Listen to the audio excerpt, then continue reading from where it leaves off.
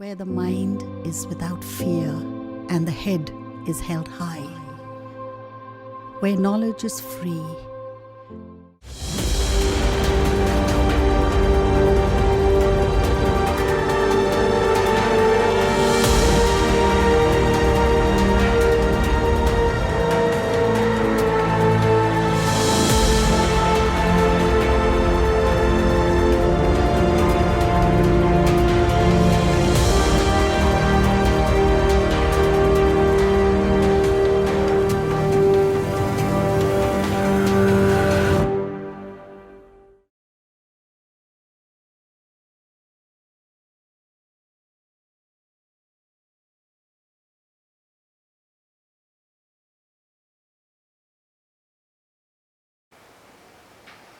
নমস্কার, আমার নাম ঝুম্পা কুণ্ডু। আমি মালদা বিভূতিভূষণ হাই স্কুলের রসায়নের শিক্ষিকা। মালদা জেলা প্রশাসন এবং শিক্ষা দপ্তরের তরফ থেকে যে টেলিভয়েস ক্লাসের আয়োজন করা হয়েছে, আজকে আমি সেই ক্লাসে তোমাদেরকে ক্লাস 12-এর রসায়নের একটি অধ্যায় আমি শুরু করেছিলাম দ্রবণ, তারই আজকে আমি দ্বিতীয় দিন পড়াচ্ছি। দ্রবণের আমরা 4টি সংখ্যাগত ধর্ম পড়েছিলাম, তার মধ্যে 4টির মধ্যে 3টি এর আগের দিন পড়া হয়ে গেছিলো। আজকে আমি চতুর্থ যেটি রয়েছে অভিস্রবণ, সেটা আজকে শুরু করছি। দেখো, অভিস্রবণ কি? অভিস্রবণ হচ্ছে একটি সংখ্যাগত ধর্ম। আগের দিন আমরা বলেছিলাম যে একটি ইউ আকৃতির নল যদি না হয়, তার মাঝখানে একটি অর্ধবেদ্য পর্দাকে স্থাপন করা হলো। এবার এই অর্ধবেদ্য পর্দার ইউটিউব যেটা নিয়েছো, তার দুটো বাহু রয়েছে। তার একটা বাহুতে আমরা বিশুদ্ধ দ্রাবক নিলাম এবং অন্য বাহুতে সেই দ্রাবকেরই একটি দ্রবণ না হলো। এই পরিস্থিতিতে কিছুক্ষণ পর দেখা যাবে যে দুটো বাহুর প্রথমে উচ্চতা, তরলের উচ্চতা সমান ছিল। এখন কি হবে, এই বিশুদ্ধ দ্রাবকের দিক থেকে দ্রাবকের কণাগুলো কি হবে, এদিকে যেতে শুরু করবে অর্ধবেদ্য পর্দা ভেদ করে। এর ফলে দ্রবণের উচ্চতা কিন্তু তরলের উচ্চতা বাড়তে থাকবে এবং বিশুদ্ধ দ্রাবকের উচ্চতা কিন্তু কমতে থাকবে। তাহলে আমরা কি দেখলাম? প্রথমে একটা অর্ধবেদ্য পর্দাকে ইউটিউবের মাঝখানে আমরা স্থাপন করেছি। তার দুটো বাহু রয়েছে, তার দুই দিকের দুই বাহুতে একদিকে আমরা বিশুদ্ধ দ্রাবক নিয়েছি, আর একদিকে সেই দ্রাবকেরই একটি দ্রবণ নিয়েছি। তাহলে যখন এই অবস্থায় যখন দুটো তরলের উচ্চতা সমান ছিল, তার কিছুক্ষণ পর আমরা দেখতে পেলাম যে দ্রবণের দিকে তরলের উচ্চতা বৃদ্ধি পাচ্ছে এবং দ্রাবকের দিকে তরলের উচ্চতা কিন্তু ক্রমশ হ্রাস পাচ্ছে। এর কারণ হচ্ছে যে দ্রাবকের যে অণুগুলো রয়েছে বা কণাগুলো রয়েছে, সেগুলো এই অর্ধবেদ্য পর্দাকে ভেদ করে দ্রবণের মধ্যে ক্রমশ স্বতঃস্ফূর্তভাবে প্রবাহিত হচ্ছে। এর ফলে দ্রবণের উচ্চতাটা কিন্তু বৃদ্ধি পাচ্ছে। কতক্ষণ পর্যন্ত এই প্রবাহ চলবে? এটা কি করছে না, যতক্ষণ পর্যন্ত উভয় দিকের গাঢ়ত্ব সমান না হচ্ছে ততক্ষণ পর্যন্ত কিন্তু চলতে থাকবে। অর্থাৎ এই দ্রবণটাকে কিন্তু লঘু করাই হচ্ছে এই অভিস্রবণের উদ্দেশ্য।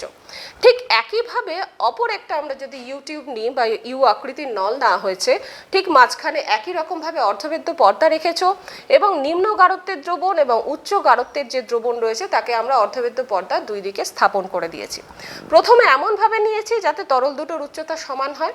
এরপর কি হবে, নিম্ন গাঢ়ত্বের যে দ্রবণ রয়েছে সেখান থেকে কি হবে, দ্রাবকের কণাগুলো এই দিকে যেতে শুরু করবে উচ্চ গাঢ়ত্বের দিকে, যার ফলে কি হবে, এই তরলের উচ্চতা অর্থাৎ উচ্চ গাঢ়ত্বের যে দ্রবণ আছে তার উচ্চতাটা ক্রমশ বৃদ্ধি পেতে থাকবে এবং নিম্ন গাঢ়ত্বের যে দ্রবণটা রয়েছে তার উচ্চতা হ্রাস পাচ্ছে। ঠিক একইভাবে এখানে উদ্দেশ্যটা কি হচ্ছে, এখানে উদ্দেশ্য হচ্ছে উভয় দিকের যে দ্রবণটা রয়েছে তার গাঢ়ত্বটাকে সমান করা। তাহলে অর্ধবেদ্য পর্দা দ্বারা পৃথকীকৃত যে দুটো তরল রয়েছে, এই দুটো তরলে আমরা দেখতে পাচ্ছি একদিক থেকে অপর দিকে, অর্থাৎ বিশুদ্ধ দ্রাবক থেকে দ্রবণে কিংবা নিম্ন গাঢ়ত্বের দ্রবণ থেকে উচ্চ গাঢ়ত্বের দ্রবণের দিকে কি হচ্ছে, দ্রাবকের একটা স্বতঃস্ফূর্ত প্রবাহ হচ্ছে। সেটাই হচ্ছে অভিস্রবণ বা অসমোসিস। ঠিক আছে, আবারও আমরা বলছি, দেখো যে একটি এবং দ্রাবক দিয়ে প্রস্তুত একটি দ্রবণ না হয়েছে এবং তার বিশুদ্ধ দ্রাবকটাকে আমরা কি করেছি, অর্ধবেদ্য পর্দা দিয়ে পৃথক করে রাখছি, অথবা নিম্ন গাঢ়ত্বের দ্রবণকে উচ্চ গাঢ়ত্বের দ্রবণ থেকে অর্ধবেদ্য পর্দা দিয়ে পৃথক করে রাখা হচ্ছে। তখন দেখা যাচ্ছে যে দ্রাবক থেকে দ্রবণের দিকে কিংবা নিম্ন গাঢ়ত্বের দ্রবণ থেকে উচ্চ গাঢ়ত্বের দ্রবণের দিকে কিন্তু দ্রাবকের একটা স্বতঃস্ফূর্ত প্রবাহ হচ্ছে। সেটাই হচ্ছে অসমোসিস। কিন্তু এই বিষয়ে বিষয় কিন্তু মনে রাখবে, এই যে অর্ধবৃত্ত পর্দাটা রয়েছে, যেমন তুমি দেখতে পাচ্ছ দ্রাবকের দিক থেকে দ্রবণের দিকে দ্রাবকের প্রবাহ হচ্ছে, ঠিক একইভাবে কিন্তু দ্রবণের দিক থেকেও কিন্তু দ্রাবক এই দিকে আসছে, দ্রাবকের দিকে আসছে। কিন্তু যেহেতু দ্রাবক থেকে দ্রবণের দিকে দ্রাবকের কণার প্রবাহের হার বেশি হচ্ছে, সেই জন্য কিন্তু উচ্চতাটা দ্রবণের দিকে বাড়ছে, দ্রাবকের দিকে নয়। এর পিছনের কারণ জানতে গেলে তোমাদেরকে প্রথমেই একটি রাসায়নিক বিভব জানতে হবে। রাসায়নিক বিভবটা কি?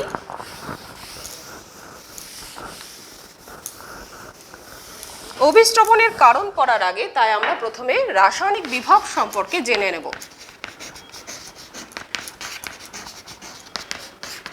রাসায়নিক বিভব বা কেমিক্যাল পোটেনশিয়াল কি? দেখো, ধরো যে কোনো কেমিক্যাল রিয়াকশন হচ্ছে বা ফেজ ট্রান্সফার হচ্ছে, তখন কি হচ্ছে, একটা স্পিসিসের পার্টিকলস, নাম্বার অফ পার্টিকলস কি হচ্ছে, সেখানে ডিফার করে যাচ্ছে বা চেঞ্জ হচ্ছে বা পরিবর্তন হচ্ছে। এই পরিস্থিতিতে যে পরিমাণ শক্তি গৃহীত বা বর্জিত হয়, সেটাই কিন্তু কেমিক্যাল পোটেনশিয়াল বা রাসায়নিক বিভব। এর গুরুত্বটা কোথায় না, রাসায়নিক বিভব আমাদেরকে বলে দেয় যে direction of transfer of mass, মানে মাসটা কোন দিকে, অর্থাৎ ভর বা পার্টিকেল বা কণাগুলো কোন দিক থেকে কোন দিকে প্রবাহিত হবে, সেটা কিন্তু আমাদের এই রাসায়নিক বিভব বলে দেয়। কিরকম ভাবে, আমরা দুটো সিস্টেম যদি আমরা দেখেছি, তোমরা এর আগে ছোটবেলা থেকে যখন পড়েছো, যে দুটো যদি ভিন্ন উষ্ণতার যদি সিস্টেমকে আমরা পাশাপাশি রেখে দিই, একটা ধরো নিম্ন উষ্ণতায় রয়েছে T1, আর একটা উষ্ণতা ধরো উচ্চ উষ্ণতায় রয়েছে T2, তাহলে আমরা দেখি T2 থেকে T1 এর দিকে, উচ্চ উষ্ণতা থেকে নিম্ন উষ্ণতার দিকে কিন্তু সমানে তাপের প্রবাহ, এনার্জি ট্রান্সফার হতে থাকবে। কতক্ষণ পর্যন্ত হবে? যতক্ষণ না পর্যন্ত উভয়ের উষ্ণতা কিন্তু সমান হয়ে যাচ্ছে, ঠিক ততক্ষণ পর্যন্ত তাপের প্রবাহ চলতে থাকে। তাহলে যতক্ষণ না থার্মাল ইকুইলিব্রিয়াম তোমার স্ট্যাবলিশ না হচ্ছে, ততক্ষণ পর্যন্ত কিন্তু এভাবে তাপের প্রবাহ চলতে থাকে। এটা ছোটবেলায় তোমরা পড়েছো। ঠিক একইভাবে হচ্ছে রাসায়নিক বিভব বা কেমিক্যাল পোটেনশিয়াল।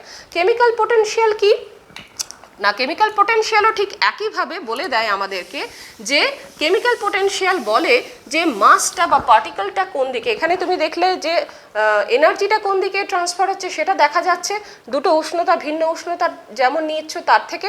ঠিক একইভাবে যদি রাসায়নিক বিভব আমরা আলোচনা করি, সেক্ষেত্রে আমরা দেখতে পাবো উচ্চ রাসায়নিক বিভব অঞ্চল থেকে কিন্তু নিম্ন রাসায়নিক বিভব অঞ্চলের দিকে যে পার্টিকেলগুলো রয়েছে, যে কণাগুলো আছে, সেগুলো কিন্তু ধেয়ে যায় স্বতঃস্ফূর্তভাবে। তাহলে এইটা বোঝার জন্য ধরো যদি আমরা একটা এক্সপেরিমেন্ট করি, যে প্রথমে একটি বিকার নিয়ে নিলাম, বিকারের মধ্যে তুমি জল নিয়েছো, জলের মধ্যে তুমি আয়োডিনকে ডিজলভ করে নিয়েছো, তাহলে এখানে কি আছে, তোমার আয়োডিন প্লাস ওয়াটারের সলিউশন রয়েছে। তাহলে এটার কালারটা কি হবে? কালারটা হয়ে যাবে কিন্তু ব্রাউন। এই পরিস্থিতিতে সলিউশনের মধ্যে তুমি কি যোগ করে দিলে? ইথার দিয়ে দিলে। তাহলে ইথার তুমি জানো জলের সাথে রিঅ্যাক্টও করবে না, আবার ইথারের গাঢ়ত্বও কিন্তু জলের থেকে কম। তাহলে কি হবে, যখনই তুমি এর মধ্যে ইথারটা দেবে, ইথারটা কিন্তু জলে ডিজলভ হচ্ছে না, সেটা কিন্তু আলাদা লেয়ার তৈরি করে দেবে। এখন ইথারটা উপরে থাকবে না নিচে? যেহেতু তোমার ইথারটা অনেক লেস ডেন্স, অনেকটাই জলের থেকে গাঢ়ত্ব কম, এটা কিন্তু জলের উপরে একটা লেয়ার তৈরি করে দিচ্ছে। ধরো এখানটাতে যে জলের লেয়ারটা ছিল, তার উপরে আমরা দেখতে পাচ্ছি ইথারের একটা কিন্তু স্তর তৈরি হয়ে যাচ্ছে। ধরো তুমি এটা হচ্ছে ইথারের স্তর, উপরে থাকছে আমার ইথার, নিচে থাকছে ওয়াটার। এখন প্রথমে কি ছিল, জলের মধ্যে তুমি আয়োডিন যখন দিয়েছিলে সেটা ব্রাউন কালারের ছিল। এখন জলের মধ্যে সেই আয়োডিনটা দেওয়ার পর ওপর থেকে যখনই তুমি ইথারটা দিলে, ইথারের যেহেতু লেস ডেন্স, এটা কিন্তু এর উপরে একটা আলাদা লেয়ার তৈরি করলো। কিন্তু কিছুক্ষণ পর দেখা যাবে এই যে ওয়াটারের যে লেয়ারটা ছিল, সেই স্তরটা কিন্তু ধীরে ধীরে ধীরে ধীরে ক্লিয়ার হতে থাকছে। অর্থাৎ কি, এবং সেই সঙ্গে ইথারের যে লেয়ারটা ছিল সেটা কিন্তু ব্রাউন কালার হতে শুরু করেছে। অর্থাৎ এইখানে থাকা যে আয়োডিনগুলো ছিল, সেটা ধীরে ধীরে কিন্তু ইথারিয়াল সলিউশনের দিকে ট্রান্সফার হতে থাকছে। তার মানে কি, যে আমরা দেখতে পাচ্ছি উচ্চ গাঢ়ত্ব অঞ্চল থেকে নিম্ন গাঢ়ত্ব অঞ্চলের দিকে কিন্তু কি যাচ্ছে না, মাস ট্রান্সফার হচ্ছে, অর্থাৎ আয়োডিনের কণাগুলো কিন্তু ট্রান্সফার হয়ে যাচ্ছে, যার ফলে উপরে ইথারের সলিউশনটা এবার হয়ে যাবে ব্রাউন, এবং নিচে ওয়াটার সলিউশনটা কিন্তু ক্লিয়ার হয়ে যাবে। তাহলে বোঝা যাচ্ছে যে কি হচ্ছে, যেহেতু নিচে জলের গাঢ়ত্ব বেশি ছিল, রাসায়নিক বিভব তার বেশি ছিল, সেখান থেকে রাসায়নিক বিভব অঞ্চল বেশি থেকে আমরা উচ্চ রাসায়নিক বিভব অঞ্চল থেকে নিম্ন রাসায়নিক বিভব অঞ্চলের দিকে কি হলো না, যে পার্টিকেলগুলো রয়েছে আয়োডিনের সেগুলো কিন্তু স্বতঃস্ফূর্তভাবে লেয়ার চেঞ্জ করে ইথারের সলিউশনের মধ্যে চলে এলো।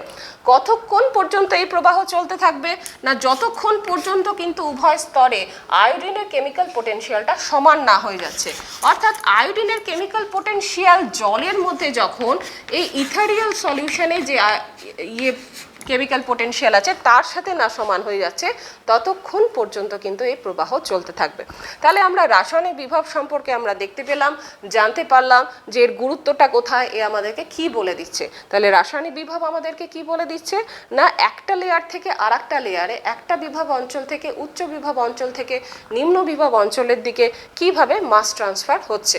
ঠিক একইভাবে এবার আমরা চলে আসব অসমোসিস অর্থাৎ অভিস্রবণের কারণে। দেখো এই যুক্তি দিয়েই কিন্তু তুমি এবার অভিস্রবণের যে কারণটা আছে সেটাকে ব্যাখ্যা করতে পারবে।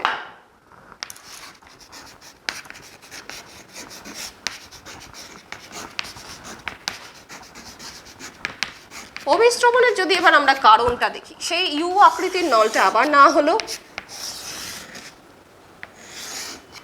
যার একদিকে আমরা নিয়েছিলাম দ্রাবক আর একদিকে আমরা নিয়েছিলাম দ্রবণ। তাহলে বিশুদ্ধ দ্রাবক যেটা ছিল আর একদিকে আমরা দ্রবণ নিয়েছিলাম, তাহলে আমরা দেখতে পাচ্ছি যে প্রবাহটা কোন দিক থেকে কোন দিকে হচ্ছে না দ্রাবক থেকে কিন্তু আমরা দ্রবণের দিকে আমরা দেখতে পাচ্ছি। বিশুদ্ধ দ্রাবক কি করছে না এই অর্ধবেদ্য পর্দা ভেদ করে দ্রাবকের কণাগুলো দ্রবণের মধ্যে প্রবেশ করছে। কিন্তু কারণটা কি? কারণ কিন্তু সেই কেমিক্যাল পোটেনশিয়াল বা রাসায়নিক বিভব, যেহেতু বিশুদ্ধ দ্রাবকের রাসায়নিক বিভব বেশি হয় তার ফলে কি হচ্ছে সেটা উচ্চ বিভব অঞ্চল থেকে দ্রবণ, যার কিন্তু রাসায়নিক বিভব কম, সেই দিকে কিন্তু স্বতঃস্ফূর্তভাবে প্রবাহিত হচ্ছে। এবং কতক্ষণ পর্যন্ত এই প্রবাহ চলতে থাকবে? যতক্ষণ না পর্যন্ত কিন্তু উভয় দিকে যে দ্রাবক রয়েছে সেই দ্রাবকের কেমিক্যাল পোটেনশিয়াল না সমান হয়ে যাচ্ছে ততক্ষণ পর্যন্ত কিন্তু এই প্রবাহ চলতে থাকবে। তাহলে ঠিক একইভাবে যদি আমরা নিম্ন গাঢ়ত্বের দ্রবণ এবং উচ্চ গাঢ়ত্বের দ্রবণ নিয়ে থাকতাম তাহলে সেক্ষেত্রেও আমরা দেখতে পেতাম কিন্তু নিম্ন গাঢ়ত্বের দ্রবণে যেহেতু রাসায়নিক বিভবের মান বেশি হয়, সেখান থেকে উচ্চ গাঢ়ত্বের দ্রবণের দিকে যা রাসায়নিক বিভবের মান কম সেই দিকে কিন্তু প্রবাহিত হবে দ্রাবকের কণাগুলো। এবং কতক্ষণ পর্যন্ত চলতে থাকবে এই প্রবাহ? যতক্ষণ না পর্যন্ত উভয় দিকের কেমিক্যাল পোটেনশিয়াল সমান না হয়ে যাচ্ছে। বোঝা গেল? তাহলে এই রকম ভাবে কেমিক্যাল পোটেনশিয়াল অর্থাৎ অর্ধবেদ্য পর্দার উভয় দিকে রাসায়নিক বিভবকে সমান করাই হচ্ছে কিন্তু অভিস্রবণের একমাত্র উদ্দেশ্য। বোঝা যাচ্ছে? তাহলে এইবার দেখো এই যে অভিস্রবণের তুমি উদ্দেশ্য দেখলে, এরপরে তুমি এটাকে অন্যভাবে ব্যাখ্যা করতে পারো। বাষ্পচাপ দিয়ে তোমার বাষ্পচাপ জানা হয়ে গেছে যে বিশুদ্ধ দ্রাবকের কিন্তু বাষ্পচাপ কি হচ্ছে বেশি হয় কার তুলনায়? দ্রবণের তুলনায়। তাই উচ্চচাপ অঞ্চল থেকে নিম্নচাপ অঞ্চলের দিকে কিন্তু ভলিউমটা ট্রান্সফার হচ্ছে।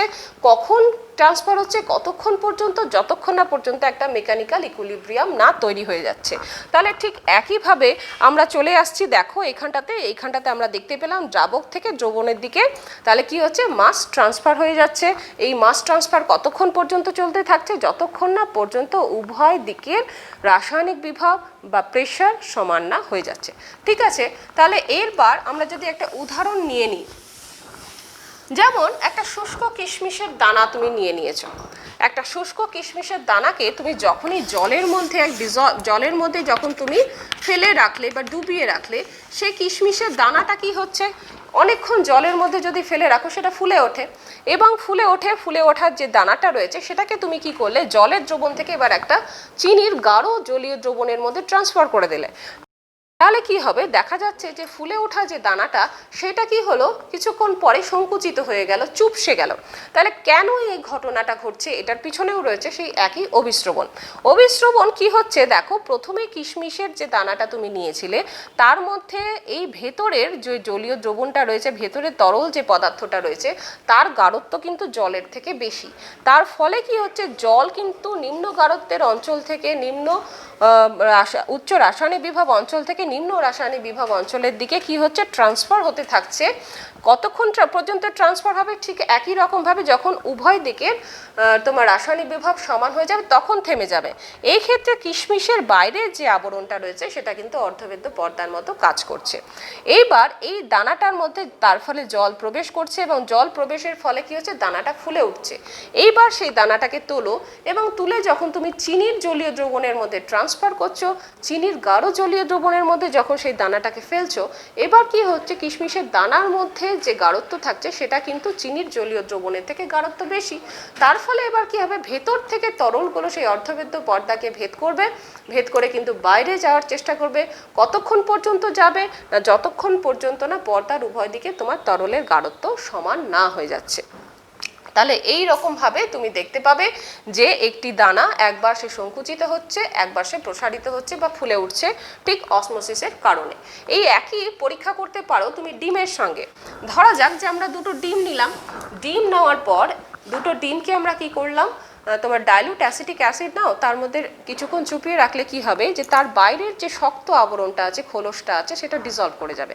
তাহলে তুমি দেখতে পাবে ডিমের খোলসের, শক্ত খোলসের মধ্যে একটা সাদা পাতলা স্তর থাকে, সেই স্তরটা তখন কি হয়, একটা অর্ধবেদ্য পর্দার মতো কাজ করে। সেই অবস্থাতে তুমি ডিমটাকে একবার পাতিত জলে, আর ঠিক আরেকটা যেটা আমরা ডিম নিয়েছি সেই একই ডিমটাকে আমরা কি করলাম না, এবার লবণের সম্পৃক্ত দ্রবণের মধ্যে মানে ডুবিয়ে রেখে দিয়েছি। যখন তুমি ডিমটাকে জলের মধ্যে ডুবিয়ে দিচ্ছ, তখন কি হচ্ছে, ডিমের মধ্যে যে তরল পদার্থ আছে সেটা গাঢ় এবং জলটা হচ্ছে বাইরে যেটা, সেটা হচ্ছে লেস ডেন্স।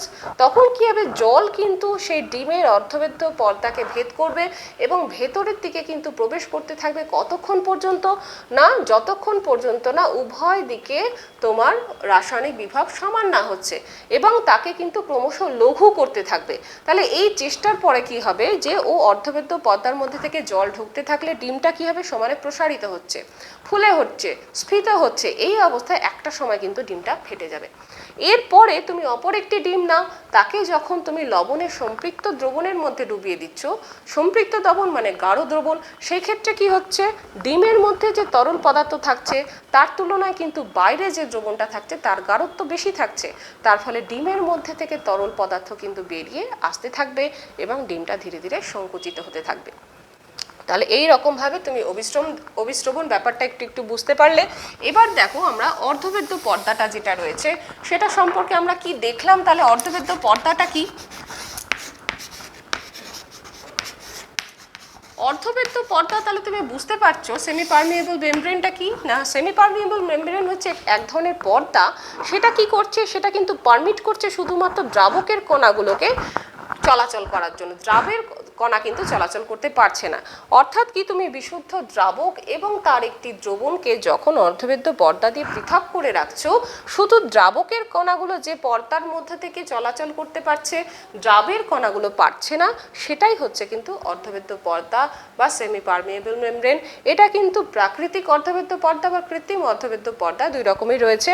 প্রাকৃতিক অর্ধবেদ্য পর্দাগুলো কীরকম না, শূকরের ব্লাডার রয়েছে, তোমার উদ্ভিদ কোষের যে কোষ পর্দা রয়েছে, একটু আগে আমরা দেখলাম কিশমিশের বাইরের আস্তরণ, তাছাড়া তোমার ডিমের যে খোলস রয়েছে তার মধ্যে একটা পাতলা স্তর রয়েছে, বিভিন্ন যে উদ্ভিদ কোষ প্রাণী কোষ রয়েছে তাদের যে কোষ পর্দা, লোহিত রক্তকণিকার বাইরে যে কোষ পর্দা, তাহলে এগুলো সবই হচ্ছে কিন্তু অর্ধবেদ্য পর্দার উদাহরণ। এই অর্ধবেদ্য পর্দার একটা অসুবিধা হচ্ছে বেশি চাপ কিন্তু এই অর্ধবেদ্য অর্থাৎ যে প্রাকৃতিক অর্ধবেদ্য পর্দাটা রয়েছে সেটা কিন্তু সহ্য করতে পারে না। এরপরে বিজ্ঞানী ট্রাউবে এর ফলে এক ধরনের অর্ধবেদ্য পর্দা তৈরি করলেন। তিনি কি করলেন, মাটির একটা সছিদ্র পাত্র নিলেন, তার মধ্যে কিউপ্রিক ফেরোসায়ানাইড যোগ করে দিলেন। কিউপ্রিক ফেরোসায়ানাইড দিলে কি হচ্ছে, এটা একটা পাতলা স্তরণ যখন দিয়ে দিচ্ছ, সেই পর্দাটা কিন্তু একটা অর্ধবেদ্য পর্দার মতো কাজ করতে শুরু করলো। তাহলে এই কৃত্রিম অর্ধবেদ্য পর্দার সুবিধা কি হলো, এটা কিন্তু উচ্চ চাপ সহ্য করতে পারছে। তাহলে এই রকমভাবে তুমি অর্ধবেদ্য পর্দা সম্পর্কেও দেখলে। এরপরে দেখো অর্ধবেদ্য পর্দা সম্পর্কে জানার পর এই যে অসমোসিস হলো, এই অসমোসিস থেকে যে চাপ সৃষ্টি হচ্ছে সেটাকে আমরা অসমোটিক প্রেসার বা অভিস্রবণ চাপ বলে থাকি। সেটা কি এবার আমরা দেখব, অভিস্রবণ চাপ। অভিস্রবণ চাপ বা অর্ধবেদ্য পর্দা কি, একটি ইউ আকৃতির নল নিলাম আমরা। এই ইউ আকৃতির নলে মাঝখানে আমরা কি করেছিলাম, অর্ধবেদ্য পর্দা দিয়েছিলাম। এবার একদিকে আমরা নিলাম বিশুদ্ধ দ্রাবক, আর একদিকে আমরা নিলাম দ্রবণ। তাহলে একদিকে আমরা বিশুদ্ধ দ্রাবক নিয়েছি, আর একদিকে আমরা দ্রবণ যোগ করে দিয়েছি। ধরো এই বাহুটা হচ্ছে এ বাহু, এটা হচ্ছে বি বাহু। তাহলে ইউটিউব যেটা নিয়েছো তার দুটো বাহু, একটি বাহু হচ্ছে এ আর একটা নাম দিয়েছি আমরা বি বাহু। এবার এ বাহুতে আমরা নিয়েছি বিশুদ্ধ দ্রাবক আর বি বাহুতে আমরা নিয়েছি কিন্তু দ্রবণ। এরপর কি করলাম, এই দুটো বাহুর কি করেছি আমরা, এর সাথে দুটো পিস্টন যোগ করে দিয়েছি। এর মাথায় দুটো আমরা কি করেছি, পিস্টন লাগিয়ে দিয়েছি এ বাহু এবং বি বাহুতে।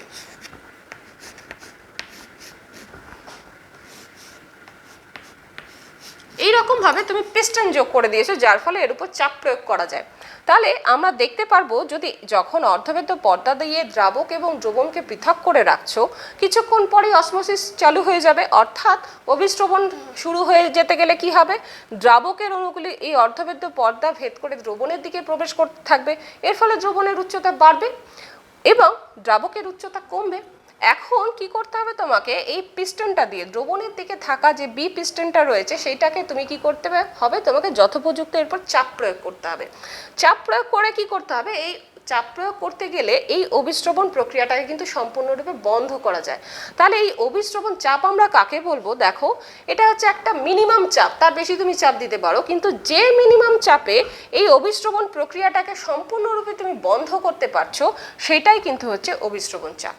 বোঝা গেল? তাহলে অসমোটিক প্রেশারটা কি না, দ্রবণের দিকে যে পিস্টনটা রয়েছে সেখানে ন্যূনতম যে কমপক্ষে যে চাপ দিতে গেলে এই অভিস্রবণ প্রক্রিয়াটাকে সম্পূর্ণরূপে বন্ধ করা যাচ্ছে, সেটাকেই বলা হচ্ছে অভিস্রবণ চাপ।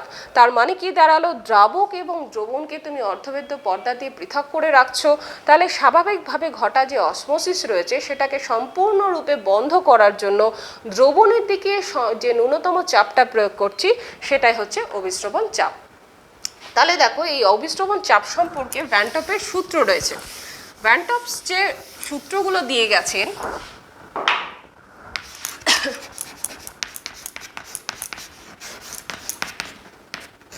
ভ্যান টপস যে রুলগুলো দিয়ে গেছেন, সূত্রগুলো, তার প্রথম সূত্রগুলো যদি আমরা দেখি, প্রথম সূত্রে কি বলা হলো, দেখো এর আগে যত সংখ্যাগত ধর্ম দেখেছিলাম আমরা, প্রথম ক্ষেত্রেই কিন্তু প্রত্যেকটা সূত্রের প্রযোজ্যতার কতগুলো শর্ত আমরা আরোপ করেছিলাম, যার মূল শর্তই ছিল যে তুমি দ্রাব পদার্থটা নিচ্ছ সেটা কঠিন হতে হবে, সেটাকে অনুদ্বায়ী হতে হবে, তড়িৎ অবিশ্লেষ্য হতে হবে এবং অসংযোজিত অবস্থায় থাকতে হবে। তাহলে দ্রাব প্রকৃতি গেল, এবং দ্রবণ যেটা নিচ্ছ সেটাকে কিন্তু ডাইলিউট সলিউশন হতে হবে, অর্থাৎ লঘু দ্রবণ নিতে হবে। তাহলে ভ্যান টপ কি করলেন, এই শর্তগুলো আরোপ করলেন এবং তার সাথে কিছু আরও শর্ত যোগ করলেন। কীরকমভাবে, ভ্যান টপ সলিউশন, ভ্যান টপের যে সূত্রগুলো রয়েছে তার প্রথম সূত্রতে কি বলা হলো, প্রথম সূত্রতে বলা হলো যদি উষ্ণতাকে যদি স্থির করে দিই, উষ্ণতাকে কি করলাম আমরা, স্থির করে দিচ্ছি, উষ্ণতা কনস্ট্যান্ট। একটি পরীক্ষা করার সময় ধরো 25 ডিগ্রি সেন্টিগ্রেড উষ্ণতায় তুমি পরীক্ষাটা করছো, সেটা যাতে কনস্ট্যান্ট থাকে সেটা তোমাকে লক্ষ্য রাখতে হবে।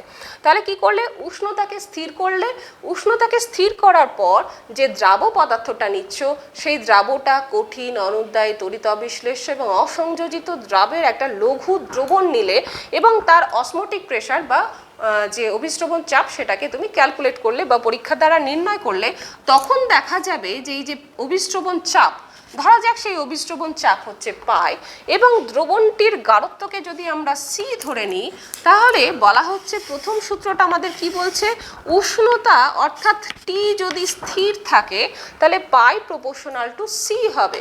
অর্থাৎ ভ্যান টপের প্রথম সূত্রে কি বলা হচ্ছে, উষ্ণতা যদি স্থির থাকে তাহলে কঠিন দ্রাবের যে লঘু দ্রবণটা না হচ্ছে তার অসমোটিক প্রেশার বা অভিস্রবণ যে চাপটা থাকবে সেটা কিন্তু দ্রবণের মোলার গাঢ়ত্বের সঙ্গে সমানুপাতিক হবে। অর্থাৎ আবার আমি বলছি, পাই প্রপোর্শনাল টু সি হবে কখন না, যখন তোমার উষ্ণতা স্থির থাকছে। তাহলে প্রথম সূত্র আমরা পেয়ে গেছি পাই প্রপোর্শনাল টু সি, যখন উষ্ণতা স্থির থাকছে। তাহলে বয়েলের সূত্র অনুসারে তুমি লিখতে পারো যে সি প্রপোর্শনাল টু কি হয়, 1/v হয় বয়েলের সূত্র থেকে। তাহলে পাই ইজ প্রপোর্শনাল টু 1/v। ঠিক আছে, তাহলে এই হচ্ছে আমাদের প্রথম সূত্র ভ্যান টপের। দ্বিতীয় সূত্রতে কি বলা হলো, এর আগের বার আমরা টি কনস্ট্যান্ট রেখেছিলাম এবং তার পায়ের সাথে সি এর রিলেশন বার করেছিলাম, এবার আমরা সি কে কনস্ট্যান্ট রাখবো এবং টি এর সাথে পায়ের রিলেশন আমরা বার করছি। তাহলে সেক্ষেত্রে ভ্যান টপের সলিউশন, ভ্যান টপ যে রুলস দিয়েছিলেন সেকেন্ড রুলটা, সেটা কি না, সেক্ষেত্রে বলা হলো যদি নির্দিষ্ট গাঢ়ত্বের যদি তুমি কঠিন দ্রাবের যদি লঘু দ্রবণ নাও, তার ক্ষেত্রে অভিস্রবণ চাপ কি হচ্ছে, পরম উষ্ণতার সাথে সমানুপাতিক হচ্ছে। এবং কখন হচ্ছে না, যখন তোমার এই সি স্থির থাকছে, অর্থাৎ যে কনসেন্ট্রেশন থাকছে, মোলার গাঢ়ত্ব থাকছে, সেটা যদি স্থির থাকে তখন পাই প্রপোর্শনাল টু টি হচ্ছে। এখন চার্লসের সূত্র থেকে আমরা জানি টি ইজ প্রপোর্শনাল টু ভি অর্থাৎ ভলিউম, তাহলে পাই ইজ প্রপোর্শনাল টু কিন্তু ভি হচ্ছে। এটা হচ্ছে ভ্যান টপের সেকেন্ড রুল। থার্ড রুল কি, থার্ড রুল সংখ্যাগত ধর্মের ক্ষেত্রে যা পড়েছিলে এক্ষেত্রেও তাই। যে তৃতীয় সূত্রটি হচ্ছে যে তুমি কি করছো না, একটি নির্দিষ্ট উষ্ণতায় কি করা হচ্ছে, বিভিন্ন প্রকার দ্রাবকে সমমোল পরিমাণ নিচ্ছ। সমমোল পরিমাণ দ্রাব নিয়ে তাকে একটি নির্দিষ্ট দ্রাবকের একটা নির্দিষ্ট পরিমাণের মধ্যে যদি যোগ করো, তাহলে প্রত্যেকটা ক্ষেত্রে যে অভিস্রবণ চাপ পাওয়া যাবে সেই মানগুলো কিন্তু সমান হবে। কি বলা হলো, যদি একটি উদাহরণের সাহায্যে আমরা ব্যাখ্যা করি, দেখো যে আমরা জল নিলাম, দুটি পাত্রে জল নিয়েছি এবং সেই জলের পরিমাণ সমান। এবার একটি পাত্রতে তুমি সুক্রোজ যোগ করো আর একটা পাত্রতে ইউরিয়া যোগ করো, অবশ্যই কিন্তু সমমোল পরিমাণ তোমাকে যোগ করতে হবে। যখনই তুমি যোগ করছো, যে দুটো তুমি আলাদা আলাদা সলিউশন পাচ্ছ, দ্রবণ পাচ্ছ, লঘু দ্রবণ যেটা পাচ্ছ, সেই লঘু দ্রবণ প্রস্তুত করার পর তুমি দেখবে যে তাদের দুই ক্ষেত্রেই কিন্তু অভিস্রবণ চাপ কিন্তু সমান হচ্ছে। এর কারণ ঠিক একইভাবে আমরা দেখতে পাচ্ছি, যেহেতু অভিস্রবণ চাপ একটা সংখ্যাগত ধর্ম, এর থেকে তুমি কিন্তু ইয়েতে চলে আসতে পারছো, একটা সিদ্ধান্তে চলে আসতে পারছো যে দুটো পৃথক যৌগ যাদের রাসায়নিক ধর্ম সম্পূর্ণ পৃথক, তাদের প্রকৃতি সম্পূর্ণ পৃথক, সুক্রোজ এবং ইউরিয়া, তাদেরকে সমমোল পরিমাণ যখন একটা নির্দিষ্ট দ্রাবকের নির্দিষ্ট পরিমাণের মধ্যে যোগ করা হচ্ছে, তখন কিন্তু দুই ক্ষেত্রেই অভিস্রবণ চাপ সমান হচ্ছে। তার মানে এই অভিস্রবণ চাপ কিন্তু দ্রাবের প্রকৃতির উপর নির্ভর করছে না, নির্ভর করছে দ্রাবের মধ্যে কি পরিমাণ দ্রাব আছে, অর্থাৎ দ্রাবের কণার সংখ্যার উপর। তাহলে এটা একটা সংখ্যাগত ধর্ম। এবার ভ্যান টপের এই সূত্রগুলোর থেকে আমরা অভিস্রবণ চাপের একটি সমীকরণ নির্ণয় করছি। অভিস্রবণ চাপ সংক্রান্ত ভ্যান টপের যে সমীকরণটি রয়েছে, চাপ সমীকরণ, আমরা প্রথম সূত্রতে দেখেছিলাম পাই ইজ প্রপোর্শনাল টু সি যখন তোমার টি স্থির থাকছে, আর দ্বিতীয় সূত্রতে আমরা দেখেছিলাম পাই ইজ প্রপোর্শনাল টু টি যখন তোমার সি স্থির থাকছে। এখন এই দুটো সূত্র সমন্বয়ে তুমি পাবে অভিস্রবণ সংক্রান্ত যে চাপের সংক্রান্ত যে সমীকরণটি, সেই সমীকরণটি। তাহলে এই দুটো সূত্রকে যদি আমরা সমন্বিত করে দিই, যোগ করে দিই, তাহলে আমরা কি দেখতে পাচ্ছি, এই দুটো সমীকরণের সমন্বয়ে পাই প্রপোর্শনাল টু কিন্তু সিটি হয়ে যাচ্ছে। কখন, যদি তুমি এই দুটো ভেরিয়েবলকে যদি চেঞ্জ করতে থাকো, অর্থাৎ যে দুটো রয়েছে টি এবং সি, তাদের দুজনকে আমি যদি এবার চেঞ্জ করি বা পরিবর্তন করি, পরিবর্তিত ক্ষেত্রে পরিবর্তিত হয়, সেই ক্ষেত্রে কিন্তু আমরা দেখতে পাবো যে পাই ইজ প্রপোর্শনাল টু সিটি। তাহলে প্রপোর্শনাল যেটা রয়েছে, সমানুপাতিক চিহ্ন যেটা রয়েছে, সেই সমানুপাতিক চিহ্নটাকে এবার যদি তুমি তুলে সমান চিহ্ন নিয়ে আসো, তাহলে সেক্ষেত্রে তোমার ধ্রুবক চলে এলো কে, তাহলে পাই ইকুয়াল টু কেটি।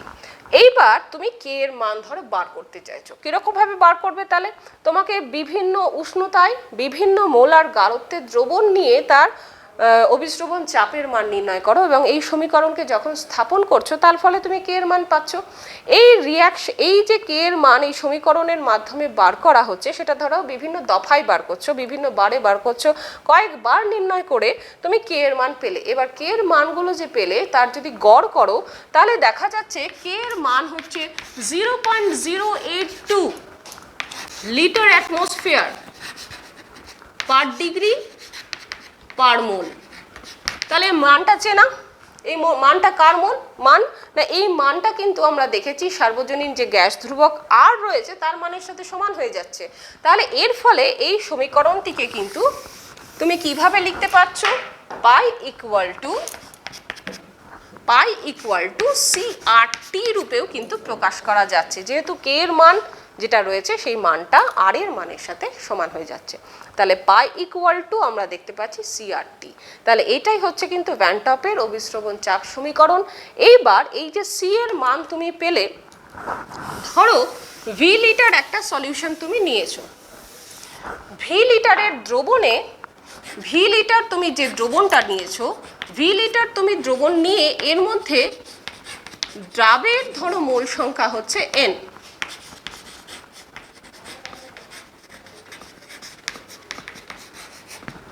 তাহলে মোলার গাঢ়ত্বের সংজ্ঞা অনুসারে তোমাকে 1 লিটারের মধ্যে দ্রাবের মোল সংখ্যা বার করতে হবে। তাহলে 1 লিটারের মধ্যে দ্রবণের মধ্যে দ্রাবের মোল সংখ্যা তাহলে কি দাঁড়াচ্ছে এন বাই ভি, তাহলে সেটাই হচ্ছে মোলার গাঢ়ত্ব সি। তাহলে সি ইকুয়াল টু আমাদের দাঁড়ালো এন বাই ভি। তাহলে এইখানটাতে তুমি লিখতে পারছো পাই ইকুয়াল টু কি হচ্ছে এন বাই ভি আর টি। তাহলে পাই ভি ইকুয়াল টু এন আর টি। তাহলে দেখা যাচ্ছে যে পাই ভি ইকুয়াল টু এন আর টি তুমি যে সমীকরণটা পেলে, এটা কিন্তু আদর্শ গ্যাসের যে সমীকরণ পিভি ইকুয়াল টু এন আর টির সাথে সাদৃশ্যপূর্ণ। তাই ভ্যান টপ কী করলেন, এই দুটো সমীকরণের মধ্যে মিল খুঁজে পেয়ে তিনি বললেন যেই লঘু দ্রবণটা কিন্তু আদর্শ গ্যাসের মতো আচরণ করছে, এর ফলেই কিন্তু এই দুটোর মধ্যে কিন্তু সামান্যতা খুঁজে পাওয়া যাচ্ছে। তাহলে এইবার কি করা হচ্ছে, কোনো একটি লঘু দ্রবণের মধ্যে যে পরিমাণ ধরো দ্রাব দ্রবীভূত আছে, তিনি লক্ষ্য করলেন সেই পরিমাণ দ্রাবকে তুমি ওই উষ্ণতাতেই যদি সেই দ্রাবটা যে পরিমাণ দ্রবণের মধ্যে আছে তার সমান আয়তনের একটি পাত্র নাও, এবং ওই পাত্রের মধ্যে দ্রাবটাকে যখন তুমি গ্যাসে পরিণত করছো, ওই উষ্ণতাতে কিন্তু গ্যাসটির যে চাপ থাকছে সেটা কিন্তু অভিস্রবণ চাপের সাথে সমান হয়ে যাচ্ছে। তাহলে এই হলো আমাদের অভিস্রবণ চাপ সমীকরণ, যে যেখানে দেখতে পাচ্ছি আমরা পাই ভি ইকুয়াল টু এন আর টি, এই হচ্ছে অভিস্রবণ চাপের সমীকরণ। তাহলে এই সূত্র যে তুমি অভিস্রবণ চাপের যে সমীকরণ পেলে, ঠিক একইভাবে এর প্রযোজ্যতা যখন দেখবে, সংখ্যাগত যে ধর্মগুলোর যে প্রযোজ্যতা ছিল, যে দুটি শর্ত ছিল, এই ক্ষেত্রেও সেটা প্রযোজ্য। এক্ষেত্রেও কিন্তু এই সমীকরণটা মেনে চলবে যে কঠিন দ্রাবটা রয়েছে, সেই কঠিন দ্রাবটা যেটা রয়েছে সেটা কঠিন, অনুদ্বায়ী, তড়িৎ, অবিশ্লেষ্য এবং অসংযোজিত হয়, সেই ক্ষেত্রেই কিন্তু এই সমীকরণটা মেনে চলবে। কারণ নচেত যদি সেটা তড়িৎ বিশ্লেষ্য পদার্থ হয়, সেটা গলিত বা জলে দ্রবীভূত অবস্থায় তাহলে আয়নিত হয়ে যাবে। তাহলে কি হচ্ছে, দ্রবণের মধ্যে যখনই সে বিয়োজিত হয়ে যাচ্ছে তখন নাম্বার অফ পার্টিকলস বেড়ে যাচ্ছে। তাহলে দ্রাবের কণার সংখ্যা যদি বেড়ে যায়, তাহলে সেই সংখ্যাগত ধর্মের মানও বেড়ে যাচ্ছে, অভিস্রবণ চাপের মানও বেড়ে যাচ্ছে। তাহলে অভিস্রবণ চাপের মান যদি বেড়ে যায়, সেক্ষেত্রে কিন্তু তোমার পরীক্ষালব্ধ মান যেটা এক্সপেরিমেন্টাল ভ্যালু থাকছে, সেটা কিন্তু ক্যালকুলেটেড ভ্যালু সূত্র থেকে যেটা তুমি মান ক্যালকুলেট করছো তার সাথে কিন্তু সমান হচ্ছে না, তার থেকে বেশি হয়ে যাচ্ছে। তাহলে এইবার এই গেল তড়িৎ বিশ্লেষ্য কণা যদি নাও, তার ক্ষেত্রে কি হচ্ছে, কিন্তু যদি তুমি অসংযোজিত দ্রাব না নিয়ে সংযোজিত দ্রাব, কিছু কিছু দ্রাব থাকে যে বিশেষ কিছু দ্রাবকের মধ্যে তারা সংযোজিত অবস্থায় থাকতে পারে, জোটবদ্ধ অবস্থায় থাকতে পারে, তার ক্ষেত্রে কি হয়, কণাগুলো যখনই জোটবদ্ধ হয়ে যায় তাদের কিন্তু কণার সংখ্যা, ধরো দুটো বা তিনটে কণা একত্রে জোড়া লেগে গেছে, জোড়া লেগে গেলে কি হবে, ধরো 100টা কণা ছিল, সেখানে কি হলো, তুমি তারা দুটো করে কণা একসাথে জোড়া লেগে গেছে, তাহলে তোমার আলটিমেটলি কি হচ্ছে, দুটো করে কণা যদি জোড়া লেগে যায়, সেটা 50টা 100টা কণা ছিল, সেখানে দ্রবণের মধ্যে দেখা যাচ্ছে অ্যাকচুয়ালি তারা রয়েছে 50টা কণা রূপে আচরণ করছে। তার ফলে কি হবে, যে অভিস্রবণ চাপটা পাচ্ছ, সেই অভিস্রবণ চাপ যেটা পরীক্ষালব্ধ মান পাচ্ছ, তুমি সূত্র থেকে নির্ণয় করলে যে মানটা যেটা ক্যালকুলেট করলে, সেই ক্যালকুলেটেড ভ্যালুর থেকে কিন্তু কম আসছে। তাহলে এই জন্য সূত্রের প্রযোজ্যতা কিন্তু কি হচ্ছে, শুধুমাত্র কঠিন দ্রাবের যে বৈশিষ্ট্যগুলো আমি বললাম সেই ক্ষেত্রেই কিন্তু প্রযোজ্য হচ্ছে, আর যদি তা না হয় কিন্তু তার ক্ষেত্রে কিন্তু ধর্মের বিচ্যুতি দেখা যাচ্ছে। দ্বিতীয়ত কি হচ্ছে না, এই যে আদর্শ গ্যাসের মতো যে তুমি সমীকরণটা পেলে, অভিস্রবণ চাপের সমীকরণটা, এটা শুধুমাত্র লঘু দ্রবণের ক্ষেত্রেই প্রযোজ্য হচ্ছে। গাঢ় দ্রবণ যদি হয়, সেই ক্ষেত্রে কিন্তু গাঢ় দ্রবণের ক্ষেত্রে সূত্রের প্রযোজ্যতা হচ্ছে না।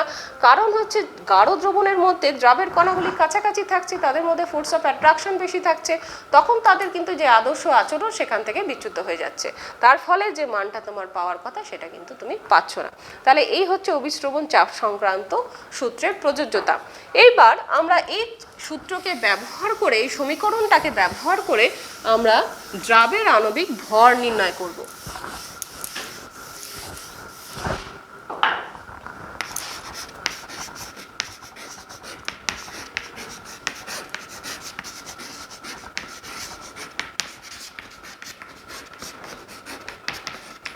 দ্রাবের আণবিক ভর আমরা কি করে নির্ণয় করব?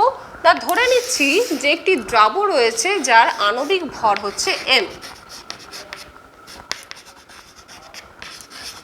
আণবিক ভর হচ্ছে m, সেই রকম একটি দ্রাবকে তুমি v লিটার দ্রবণের মধ্যে দ্রাব যোগ করা হয়েছে ধরো w গ্রাম, তাহলে নাম্বার অফ মোলস কত? তাহলে সেক্ষেত্রে আমরা মোল সংখ্যা কত পাচ্ছি? না মোল সংখ্যা আমরা জানি g/m হয়, অর্থাৎ w/m হয়ে গেল। এই হচ্ছে আমার মোল সংখ্যা। তাহলে সেটা কতটা দ্রবণের মধ্যে দ্রবীভূত আছে?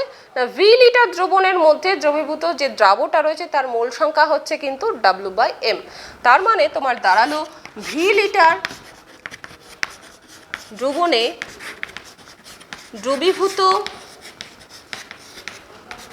দ্রাবের মোল সংখ্যা আমরা দেখতে পাচ্ছি w/m হলো। তাহলে মোলার গাঢ়ত্ব বার করতে গেলে মোলার গাঢ়ত্বের সংজ্ঞা অনুসারে আমাদের 1 লিটারে বার করতে হবে কত মোল দ্রবীভূত আছে। তাহলে 1 লিটার দ্রবণে দ্রবীভূত দ্রাবের মোল সংখ্যা আমরা দেখতে পাচ্ছি w/m × v। তাহলে এটাই হচ্ছে মোলার গাঢ়ত্ব c। তাহলে মোলার গাঢ়ত্ব c সমান সমান তুমি পেয়ে গেলে w/m × v মোল পার লিটার। মোল পার লিটার এটাই হচ্ছে তোমার c।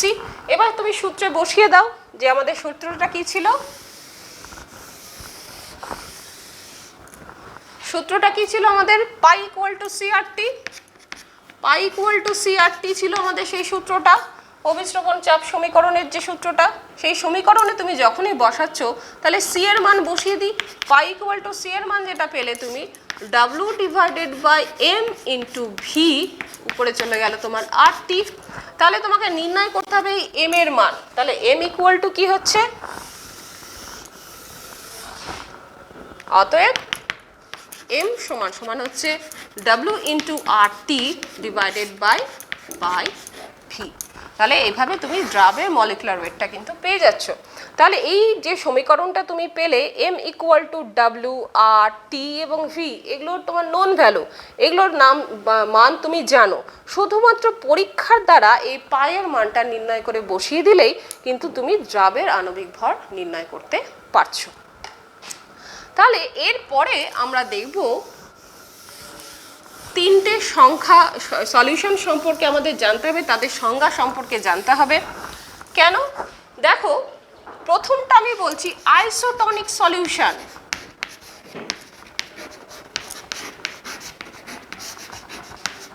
আইসোটনিক দ্রবণ কি? আইসোটনিক দ্রবণ তুমি কি করছো? অর্ধবৃত্ত পর্দা দিয়ে দুটো দ্রবণকে পৃথক করে রাখছো, ঠিক আছে?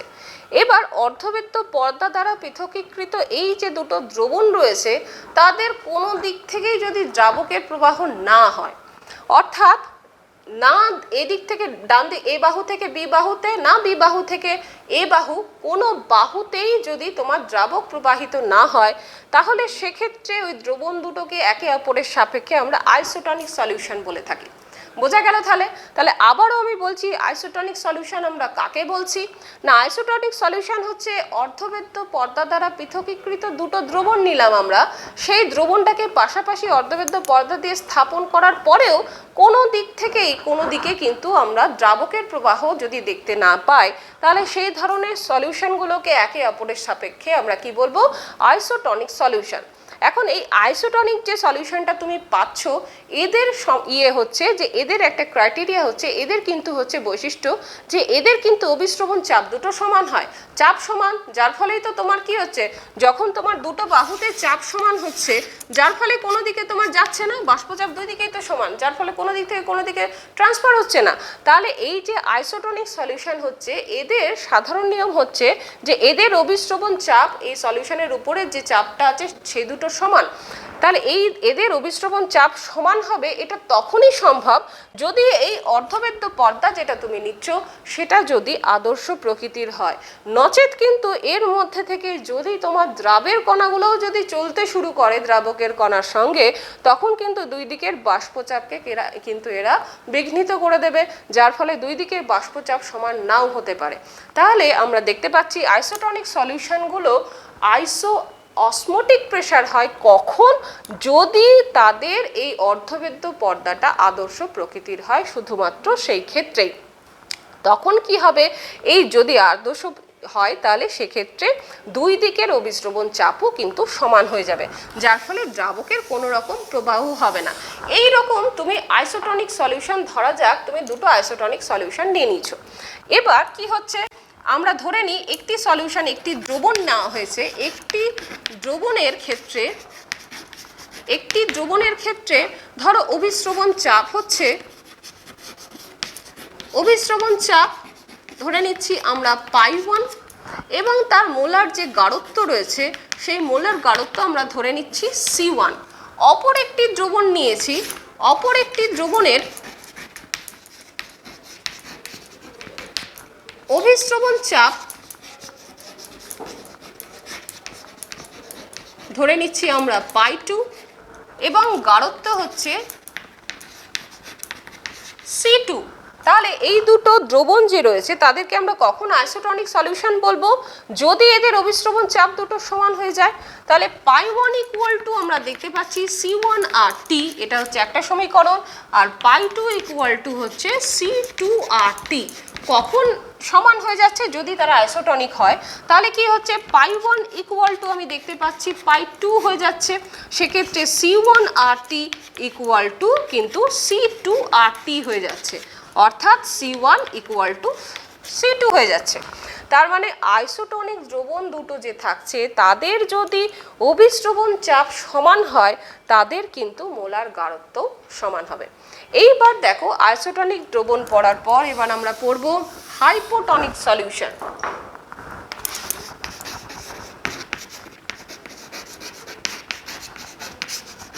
হাইপোটনিক দ্রবণ কাকে বলছি আমরা, না যখন তুমি অর্ধবেদ্য পর্দা দিয়ে দুটো দ্রবণকে পৃথক করে রেখেছো, এবার একদিকের দ্রবণের যে অভিস্রবণ চাপ সেটা যদি কম হয় কার সাপেক্ষে, অন্যটির সাপেক্ষে, অর্থাৎ অর্ধবেদ্য পর্দা দ্বারা পৃথকীকৃত দুটো দ্রবণের যে দ্রবণের অভিস্রবণ চাপ কম থাকছে, যেমন আমরা দেখলাম নিম্ন গাঢ়ত্ব উচ্চ গাঢ়ত্ব দুই ভাগে ভাগ করে দিয়েছিলাম, এবং নিম্ন গাঢ়ত্বের দিকে যদি অভিস্রবণ চাপ কম থাকছে তাহলে সেক্ষেত্রে কি হচ্ছে, সেখানে অভিস্রবণ চাপ নিম্ন গাঢ়ত্বের ক্ষেত্রে বেশি থাকবে। তাহলে নিম্ন গাঢ়ত্বের বেশি থাকছে, আর উচ্চ গাঢ়ত্বের ক্ষেত্রে আমরা জানি যে কম থাকছে। তাহলে এই যে উচ্চ গাঢ়ত্বের দ্রবণ, যার উপরে যে কেমিক্যাল পোটেনশিয়ালটা লো ছিল, প্রেশারটা লো ছিল, সেই ক্ষেত্রে কি হচ্ছে, সেখানে আমরা দেখব যার অভিস্রবণ চাপও তাহলে কম থাকবে। তাহলে অভিস্রবণ চাপ যার কম থাকছে তাকে অন্যটির সাপেক্ষে আমরা হাইপোটনিক সলিউশন বলবো। মোট কথা কি দাঁড়ালো আমাদের, এই হাইপোটনিক সলিউশন কোন দ্রবণটাকে বলা হচ্ছে, না অর্ধবেদ্য পর্দা দ্বারা যখন পৃথক করা থাকছে দুটো দ্রবণ, যে দ্রবণটার চাপ অভিস্রবণ চাপ কম থাকছে সেটাকে অন্যটার সাপেক্ষে হাইপোটনিক সলিউশন বলা হচ্ছে। আর আরেকটি দ্রবণ হয় সেটা হচ্ছে হাইপারটনিক সলিউশন।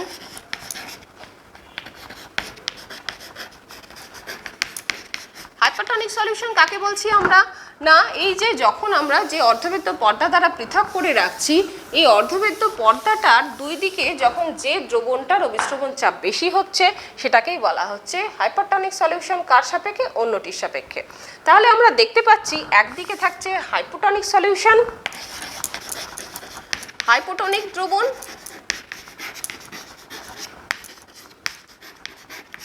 আর আরেকদিকে থাকছে হাইপারটনিক দ্রবণ। যদি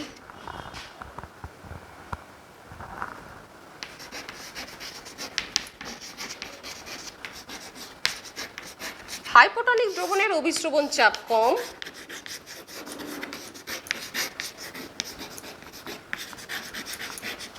হাইপারটনিকের ক্ষেত্রে সেটা অভিস্রবণ চাপ কিন্তু বেশি হচ্ছে।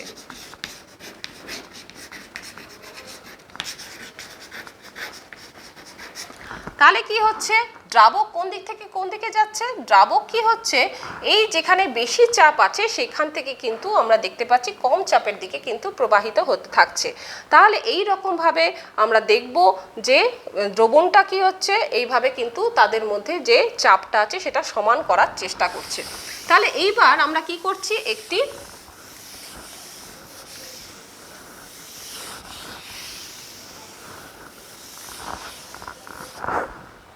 লোহিত রক্তকণিকা না হলো। লোহিত রক্তকণিকার বাইরের যে আবরণটা রয়েছে সেটা অর্ধবেদ্য পর্দার মতো কাজ করে। এর মধ্যে যে কোষীয় তরলটা থাকে সেটা হচ্ছে 0.84% হচ্ছে তার কোষীয় তরলের গাঢ়ত্ব বা ঘনত্ব বলতে পারো। তাহলে সেক্ষেত্রে কোষীয় তরলের গাঢ়ত্ব যখন 0.84% হচ্ছে, সেই লোহিত রক্তকণিকাটাকে যখন তুমি জলের মধ্যে ডুবিয়ে রাখছো তখন জল বাইরের কম ঘন, গাঢ়ত্ব কি হচ্ছে ভেতরে বেশি রয়েছে। তাহলে এই লোহিত রক্তকণিকার দিকে তখন জলের কণাগুলো কিন্তু কি হবে, ঢুকতে শুরু করবে, অভিস্রবণের ফলে ঢুকতে শুরু করবে। জল এখানে হচ্ছে হাইপোটনিক সলিউশন, এর ফলে যদি ঢুকতে থাকে তাহলে কণাটা কি হবে, কণাটা কিন্তু এক সময় দেখবো স্ফীত হতে থাকবে এবং হতে হতে হতে হতে এক সময় কিন্তু ফেটে যাবে। তাহলে এই ঘটনাকে বলা হয় হিমোলিসিস। এই ঘটনাতে আমরা দেখতে পাচ্ছি জল হচ্ছে কিন্তু হাইপোটনিক সলিউশন, ভেতরে যে সলিউশন রয়েছে তার গাঢ়ত্ব বেশি, এর ফলে অভিস্রবণের ফলে সেটা ভেতরে প্রবেশ করতে থাকছে এবং কণাটাকে স্ফীত করে একসময় ফাটিয়ে দিচ্ছে। এরপর আমরা দেখি এই যে লোহিত রক্তকণিকা রয়েছে সেটাকে এবার আমরা কি করলাম, একটি লবণের 4% কনসেন্ট্রেশন বিশিষ্ট এই লোহিত রক্তকণিকাটাকে এবার আমরা 4% সোডিয়াম ক্লোরাইডের সলিউশনের মধ্যে নিয়ে নিয়েছি। আর ভেতরে তুমি দেখতে পাচ্ছ 0.84% রয়েছে। তাহলে কোন দিক থেকে কোন দিকে যাবে এবার দ্রবণটা, দ্রাবকের কণাগুলো? না, এই 4% হচ্ছে বেশি, এখানে হচ্ছে গাঢ়ত্ব কম। তাহলে এইবার কি হবে, কোষীয় তরলের গাঢ়ত্ব যেখানে কম সেইখান থেকে কিন্তু বাইরের দিকে বেরিয়ে আসতে থাকবে। এই সলিউশনটা হচ্ছে কিন্তু হাইপারটনিক সলিউশন। তাহলে এই ক্ষেত্রে কি হবে, যে কণাগুলো রয়েছে তরল ক্রমশ সেখান থেকে বেরোতে থাকলে সেটা সংকুচিত হতে থাকবে, একে বলা হয় ক্রিনেশন। তাহলে দেখো এই যে কনসেন্ট্রেশনটা রয়েছে লোহিত রক্তকণিকার, যে ভেতরে কোষীয় তরলের যে গাঢ়ত্বটা রয়েছে, এই গাঢ়ত্বের যদি তুমি সমান গাঢ়ত্ব বিশিষ্ট অপর একটি দ্রবণের মধ্যে একে দ্রবীভূত করো, সেই ক্ষেত্রে কিন্তু হিমোলিসিস বা ক্রিনেশন কোনোটাই দেখা যাবে না। এবং সেই ক্ষেত্রে যে নর্মাল স্যালাইন ওয়াটারে, সেই জন্য ডাক্তাররা কী করেন, যে স্যালাইন ওয়াটার থাকে তার কনসেন্ট্রেশন কিন্তু এই 0.84%, যার গাঢ়ত্বটা কোষীয় তরলের যে রক্তের যে গাঢ়ত্ব আছে তার সাথে যেহেতু সমান হয়, তার ফলে কিন্তু সেখানে যে কণাগুলো রয়েছে না সেটা স্ফীত হয় না সেটা সংকুচিত হয়, কোনো রকমভাবেই সেটার বিঘ্নিত হয় না কার্যকারিতা, যার ফলে সেই যে দ্রবণটা রয়েছে সেটাকে আমরা বলে থাকি নর্মাল স্যালাইন। তাহলে এই হচ্ছে নর্মাল স্যালাইন, যার গাঢ়ত্ব রক্তের সমান হচ্ছে, গাঢ়ত্বের সমান হচ্ছে। এবার অভিস্রবণ সংক্রান্ত কতগুলো ঘটনা রয়েছে, সেগুলোর ব্যাখ্যাগুলোও কিন্তু অভিস্রবণ দিয়ে করা যায়। কীরকমভাবে ডাক্তাররা কী করেন, যে হাই ব্লাড প্রেশারের যে রুগী রয়েছেন তাদেরকে কিন্তু বলেন যে লবণ কম খাবেন। কেন?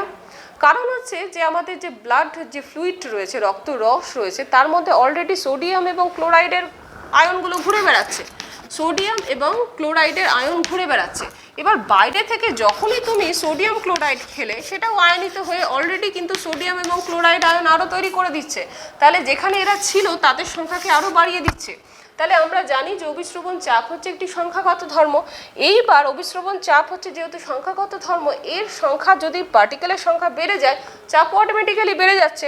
তাই বাইরে থেকে যখনই লবণ খাওয়া হচ্ছে, রক্তরসে কিন্তু এই লবণের যে আয়নগুলো তাদের সংখ্যা বেড়ে যাচ্ছে, যার ফলে কিন্তু চাপও বেড়ে যাচ্ছে। তাই হাই ব্লাড প্রেশারের রোগীদেরকে কিন্তু বেশি লবণ খেতে বারণ করা হয়।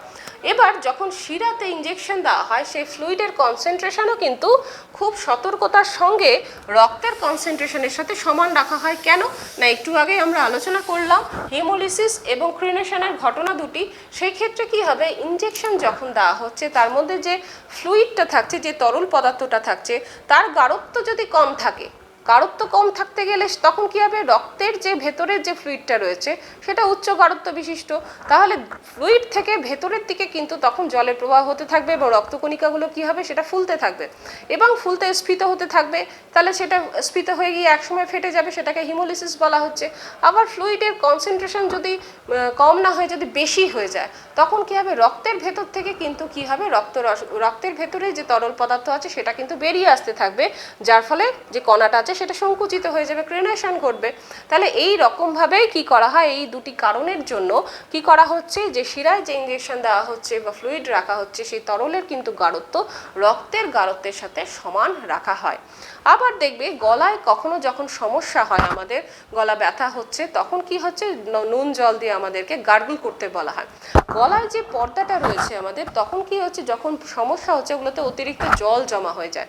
যখনই তুমি গার্গল করছো লবণ জল দিয়ে, লবণের যে কি হচ্ছে না, লবণের যে কনসেন্ট্রেশন হচ্ছে বাইরে বেশি, তার ফলে সেটা হাইপারটনিক সলিউশন হয়ে যাচ্ছে। এবার সেখান থেকে কি হচ্ছে, কোষ পর্দা অতিক্রম করে জলটা কোষের মধ্যে থেকে বাইরে বেরিয়ে আসছে এবং তার ফলে কিন্তু তোমার সমস্যাটাকে অনেকটা কমিয়ে দিচ্ছে। গার্গল করতে সেই কারণেই কিন্তু বলা হয়। আবার মাংস সংরক্ষণ করার সময় কিন্তু লবণ আমরা যোগ করি, কারণ কি না, মাংসের উপরে যে ব্যাকটেরিয়াগুলো তৈরি হয়ে যায়, সেই ব্যাকটেরিয়াগুলোর মধ্যে যে কোষের তরলগুলো রয়েছে, তরল পদার্থটা কি হচ্ছে না, তার থেকে যখন লবণ তুমি যোগ করছো সেই বাইরের কনসেন্ট্রেশন কিন্তু বেশি হচ্ছে, ফলে ভেতরের তরলগুলো কি হচ্ছে, বাইরে কিন্তু তোমার অভিস্রবণের মাধ্যমে বেরিয়ে আসছে, যার ফলে কিন্তু কোষগুলো সংকুচিত হয়ে যাচ্ছে এবং একসময় ব্যাকটেরিয়া কিন্তু মারা যাচ্ছে। এবার আরেকটি আমরা বিষয় পড়ব, সেটা হচ্ছে বিপরীত অভিস্রবণ।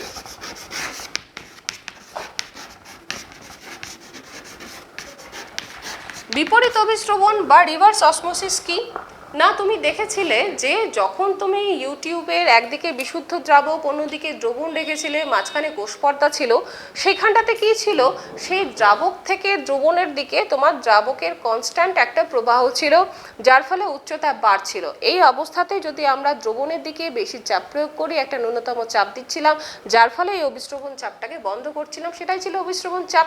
এবার এই চাপ দেওয়ার ব্যাপারটা, সেটা যদি অভিস্রবণ চাপের থেকেও বেশি চাপ দেওয়া হয়, তখন ঠিক অসমোসিসের রিভার্সটা অর্থাৎ বিপরীত প্রক্রিয়াটা ঘটতে থাকে। তখন কি হয়, দ্রবণ থেকে দ্রাবকের অণুগুলি অর্ধবেদ্য পর্দা ভেদ করে এবার দ্রাবকের দিকে আসতে শুরু করে। এই ঘটনাকেই বলা হয় বিপরীত অভিস্রবণ বা রিভার্স অসমোসিস। এই প্রক্রিয়াকে কাজে লাগিয়ে কিন্তু সমুদ্রের জল থেকে আমরা বিশুদ্ধ জল পেয়ে থাকি। কীরকমভাবে, যখন তুমি বিশুদ্ধ জল এবং সমুদ্র জলকে অর্ধবেদ্য পর্দা দিয়ে পৃথক করে রাখছো এবং অভিস্রবণ চাপের থেকে বেশি চাপ যদি তুমি ওই দ্রবণের দিকে প্রয়োগ করো, তখন কি হবে না, সমুদ্র জলের ভেতর থেকে যে দ্রাবক বা জল, সেটা কিন্তু অর্ধবেদ্য পর্দার দিকে ভেদ করে তখন দ্রাবকের দিকে আসতে শুরু করবে। এর ফলে অপর দিকে তুমি পানীয় জল কিন্তু বেশি পেতে থাকবে। ঠিক একইভাবে কি হচ্ছে, সমুদ্রের যে লবণাক্ত জল, সেখান থেকে আমরা পানীয় জল পেয়ে থাকি। এই ঘটনাটাতে কিন্তু সেলুলোজ অ্যাসিটেটের যে একটা পর্দা থাকে, সেটাকে অর্ধবেদ্য পর্দা রূপে ব্যবহার করা হয়। এই হচ্ছে বিপরীত অভিস্রবণ। এইবার আমরা দেখব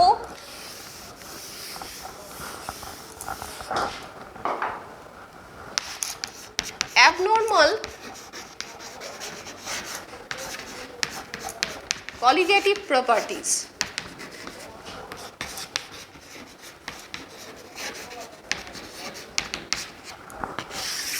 অস্বাভাবিক সংখ্যাগত ধর্ম কি না, আমরা দেখেছি ভ্যান কাপের সূত্র বা রাউলস লকে ইউজ করে আমরা সংখ্যাগত ধর্মগুলোর মান নির্ণয় করছিলাম, তাদের লঘু দ্রবণের মান নির্ণয় করছিলাম সংখ্যাগত ধর্মগুলোর।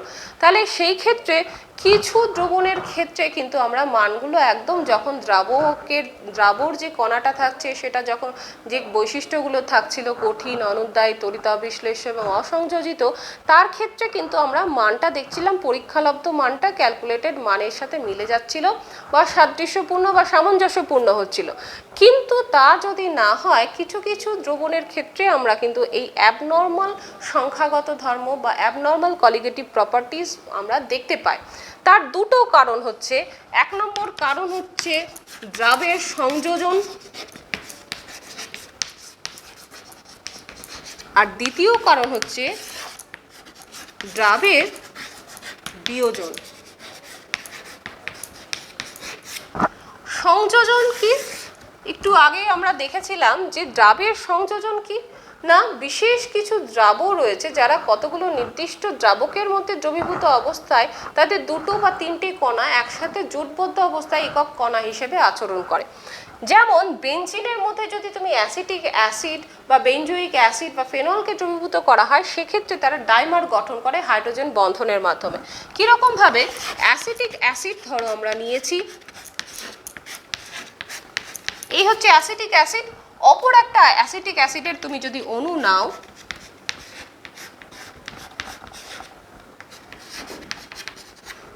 তাহলে এখানে হাইড্রোজেন বন্ধন তৈরির মাধ্যমে এইরকম ভাবে দুটো কণা একসাথে একটা কণা হিসেবে কিন্তু বিহেভ করে, অর্থাৎ এটা একটা ডাইমার গঠন করছে।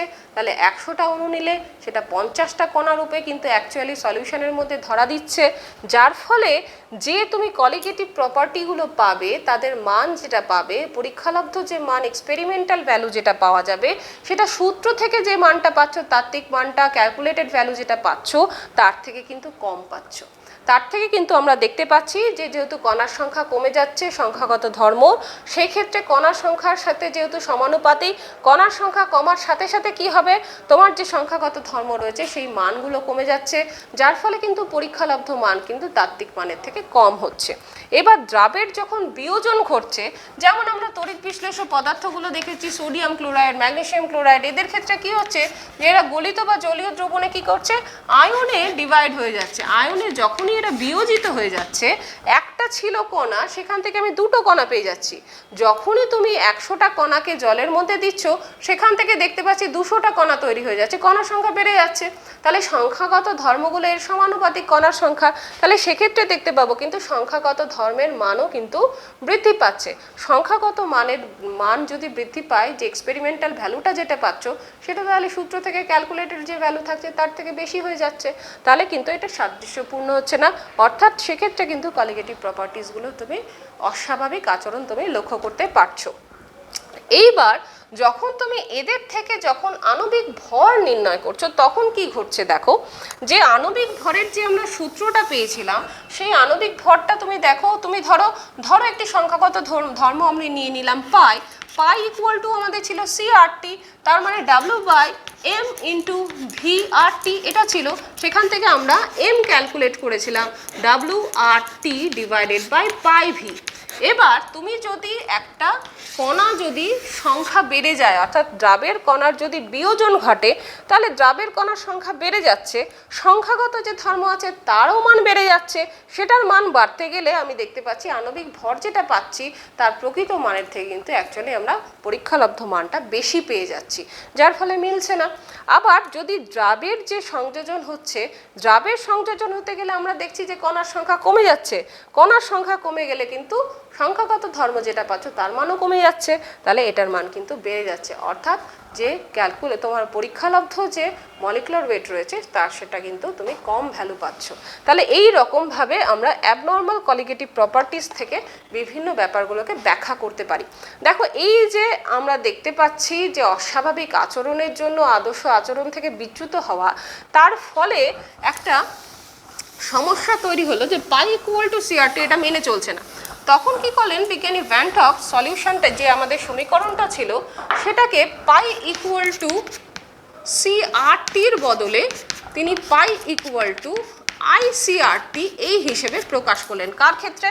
যখন আমরা দেখতে পাচ্ছি তড়িৎ বিশ্লেষ্য পদার্থটা না হচ্ছে, তার লঘু দ্রবণ না হচ্ছে, তার মধ্যে নাম্বার অফ পার্টিকলস যেহেতু বেড়ে যাচ্ছে, সেক্ষেত্রে পরীক্ষালব্ধ মানটা তাত্ত্বিক মানের থেকে বেশি হচ্ছে।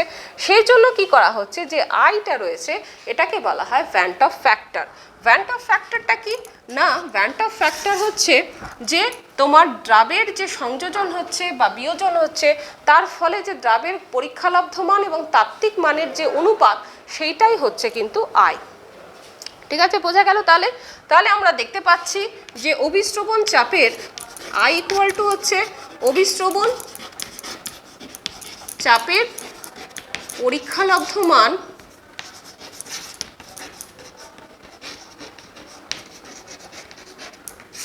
এবং তার যেটা তাত্ত্বিক মান আছে, ক্যালকুলেটেড ভ্যালু আছে, তার যে অনুপাত সেটাই হচ্ছে ভ্যান টক ফ্যাক্টর বা আই। এইবার এই যে আয়ের মান শুধু অভিস্রবণ চাপের ক্ষেত্রেই নয়, একই যদি দ্রবণ না হয় তার ক্ষেত্রে দেখা যাবে যে এই আয়ের মান কিন্তু সমস্ত সংখ্যাগত ধর্মের পরীক্ষালব্ধ মান এবং তাত্ত্বিক মানের অনুপাতের সাথে সমান হচ্ছে।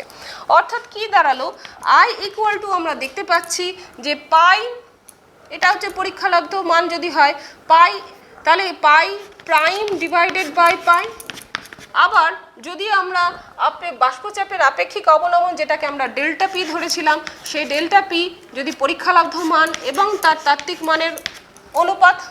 মানের অনুপাত ঠিক একইভাবে স্ফুটনাঙ্ক টিবি সেটার পরীক্ষালব্ধ এবং তাত্ত্বিক মানের অনুপাত, এবং হিমাঙ্ক তারও পরীক্ষালব্ধ এবং তাত্ত্বিক মানের অনুপাত। সবার ক্ষেত্রে একটি যদি নির্দিষ্ট দ্রবণ থাকে তাহলে সেক্ষেত্রে কিন্তু এদের প্রত্যেকের অনুপাত কিন্তু আমরা দেখতে পাবো যে আয় কিন্তু স্থির থাকছে। তাই এই যে সংজ্ঞাটা রয়েছে ভ্যান্ট অফ ফ্যাক্টরে সেটা এভাবেও লেখা যায় যে অবিশ্রবণ চাপের জায়গায় তুমি যে কোনো সংখ্যাগত ধর্ম তার মানে বসাতে পারো, তার মানে কোনো সংখ্যাগত ধর্মের পরীক্ষালব্ধ মান এবং তাত্ত্বিক মানের অনুপাতই হলো ভ্যান্ট অফ ফ্যাক্টর বা আয়। এখন দেখো পরীক্ষালব্ধ মান আর তাত্ত্বিক মান যেটা দেখা যাচ্ছে এরা সবাই কি হচ্ছে সংখ্যাগত ধর্ম। তাই কি হচ্ছে সংখ্যাগত যে ধর্মগুলো রয়েছে তারা কিন্তু কণার যে মোট মোল সংখ্যা তার সাথে সমানুপাতিক। তাই আই ইকুয়াল টু আমরা লিখতে পারি যে পরীক্ষালব্ধ মান সেটা হচ্ছে সংযোজন বা বিয়োজনের পরে যে সংখ্যা মোল সংখ্যা পাওয়া যাচ্ছে তার মানের সাথে কিন্তু সমানুপাতিক হচ্ছে। অর্থাৎ সংযোজন বা বিয়োজনের পরে দ্রব্যের মোট মোল সংখ্যা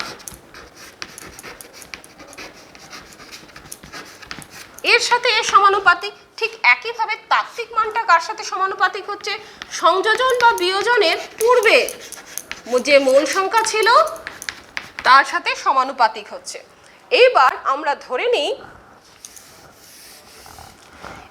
যদি আমরা ধরে নিই যে আই ইকুয়াল টু কি হচ্ছে দ্রাবের মোল সংখ্যা উভয় ক্ষেত্রে যদি আমরা নির্ণয় করি, যেমন ধরে নিচ্ছি যে আমরা দ্রাব নিয়েছি সেটা আমরা ডাব্লু গ্রাম নিয়েছি, পরীক্ষালব্ধ যে মান তোমার আণবিক ভর বেরিয়েছে পরীক্ষালব্ধ মান ধরো এটা হচ্ছে আমাদের এক্সপেরিমেন্টাল ভ্যালুটা আমরা লিখে নিচ্ছি এম প্রাইম, এবং যেটা অ্যাকচুয়াল ভ্যালু বা ক্যালকুলেটেড ভ্যালু সেটা আমরা ধরে নিচ্ছি এম। ঠিক আছে, তাহলে উভয় ক্ষেত্রে আমরা মোল সংখ্যা যদি আয়ের থেকে বার করে নিই তাহলে সেক্ষেত্রে কি দাঁড়াচ্ছে যে আই ইকুয়াল টু কি হচ্ছে প্রথমে উপরে হবে পরীক্ষালব্ধ মানটা, তাহলে W by M prime W divided by M, W by M prime into উল্টে গেল এম ডিভাইডেড বাই ডাব্লু, কি দাঁড়ালো এম বাই এম প্রাইম। তাহলে আই ইকুয়াল টু তুমি পেলে কি ক্যালকুলেটেড ভ্যালু বা actual value of molecular weight, আর নিচে হচ্ছে তোমার পরীক্ষালব্ধ বা experimental value of M prime বা মলিকুলার ওয়েট। এই দুটোর অনুপাত আমরা দেখতে পাচ্ছি আয়ের সাথে সমান। এখন এই আয়ের মান যদি 1 হয়ে যায় তাহলে দুটো ভ্যালু সমান হয়ে যাবে, আর আয়ের মান যদি লেস দেন 1 হয় তাহলে এম প্রাইম অর্থাৎ পরীক্ষালব্ধ মানের মান পরীক্ষালব্ধ যে মলিকুলার ওয়েট থাকবে সেটার মান বেশি হবে, আর আয়ের মান যদি গ্রেটার দেন 1 হয় তাহলে উপরেরটা বেশি হবে নিচেরটা সমান কম হবে। তাহলে এই রকমভাবে আমরা আয়কে আমরা বিশ্লেষণ করতে পারছি। এরপর আর একটা ছোট্ট জিনিস আছে, এটা বাকি আছে, সংযোজন মাত্রা এবং বিয়োজন মাত্রা।